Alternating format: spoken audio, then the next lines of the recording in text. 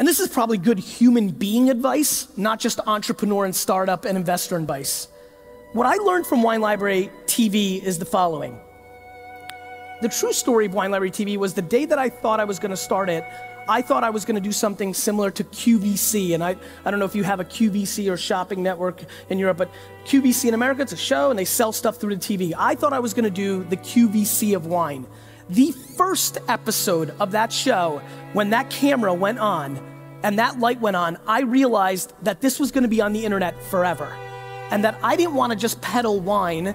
I decided I wanted to be a value to people in learning about wine, because I was scared that if I was peddling something I didn't believe in, that somebody would come up to me at a party and say, do you like this? And I'd say, no, I hate it. They're like, well, you fucking said it was awesome on Wine Library TV. You're a scam artist. I'm like, shit, no. So I was very focused on leveling up. And I really believe the one great piece of advice, if you want to take anything from this talk, is we have to start realizing that giving and doing things in business without expectation of return from the other individual is probably the greatest leverage that you could ever deploy in your business life, though it is extremely rare in today's business environment. And it has absolutely been the bedrock of what has allowed me to win. All my engagement, all my selfies right over there and signing books, all the content, I have nothing to sell. I have a book that I fucking sell once every 3 years for $13.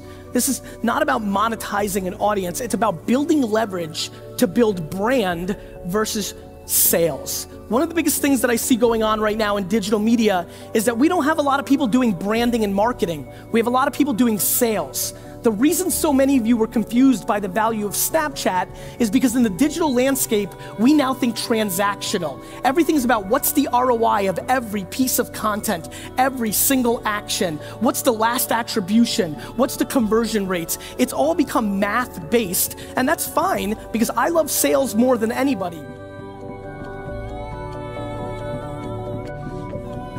And that is a very important point, because what we're living through is a time where people are just being very transactional and conversion based when everything continues to get arbitraged.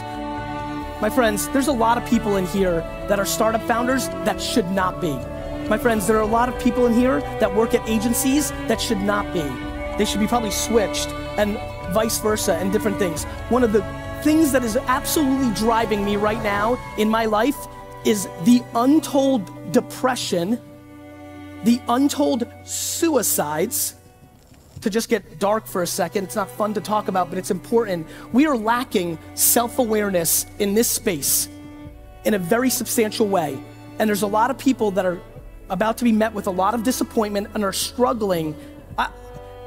You guys and gals know, this isn't easy. There's nobody else. It's fun to work for somebody. You know why? You get to blame the boss. She and he is an asshole, not you.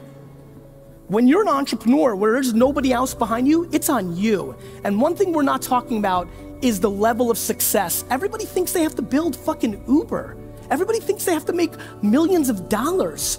It's unbelievable what we've done, and I absolutely want to make sure that we're starting to have real conversations. Making $100,000 a year, 100 euros, that's massively successful. We need to recalibrate what success looks like in our space, because we're forcing through the branding of what we're doing very impractical, very high risk, very low return results for so many, because everybody's shooting for 10 billion.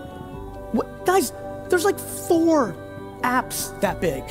There's like Uber and Instagram. Like, how many fucking billion-dollar companies do you think there are? And so I really am passionate about starting to reframe the conversation about the #1 thing that I have noticed in my 20 years of my success, because let me tell you something, I suck shit at almost everything. What I've done well is I've deployed self-awareness around what I am, and I know what I am. And there's a lot of things I wish I was. Everything I've talked about, when you parallel on the obnoxious opportunity and land grab and opportunity, if you're able to wire those two things together, I think a lot of good stuff could happen for you. And I'd like that for you. I'd like that a lot. Thank you.